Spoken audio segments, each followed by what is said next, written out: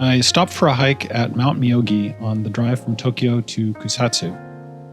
It's a beautiful area with steep and dramatic cliffs and spires rising out of the forest. The hike I did was a loop that started and ended at the Myōgi shrine. In less than a mile, there was a very picturesque viewpoint overlooking the valley and an intersection with a steep trail climbing up. I continued on the relatively level main trail for another half mile or so to a second viewpoint. The trail continued on from there, but it was roped off with signs saying it was being repaired.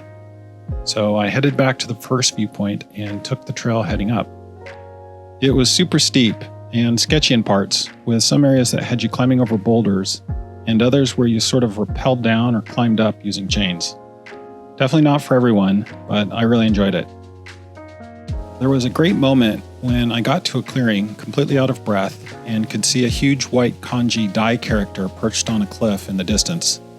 It was illuminated by the late evening sun and really beautiful and felt exotic. I made it to the top of the loop where another trail continued up, maybe all the way to the summit. I would have loved to have tried it, but sunset was only an hour away, and I didn't want to hike down in the dark. On the way back, I was happy to find a short detour to the cliff and the statue I had seen earlier. It was very steep and you had to climb up using a chain, but the view was pretty great.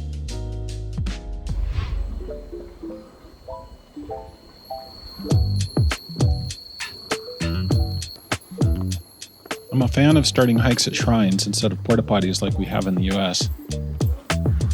I'm also a fan of these little faces that give you an idea of how difficult the trails are going to be.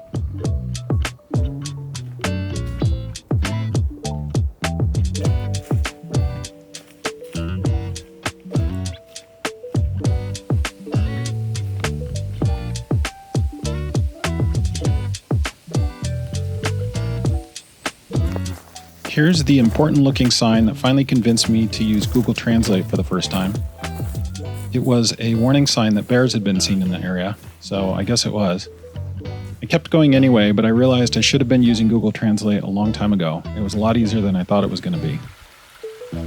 This sign warned that there were bees ahead, and this one warned of falling rocks. So bears, bees, and falling rocks. Fortunately, I didn't encounter any of those.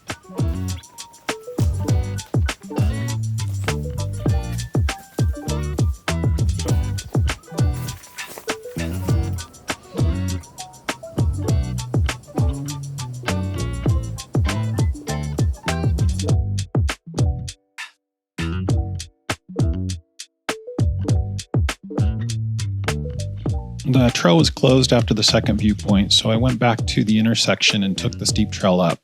You can see the little faces weren't so happy here. The trail was pretty steep and intense.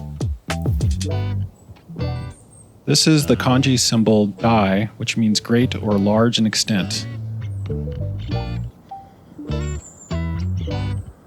This is the top of the loop. There was a small trail continuing up, but I didn't have time to check it out.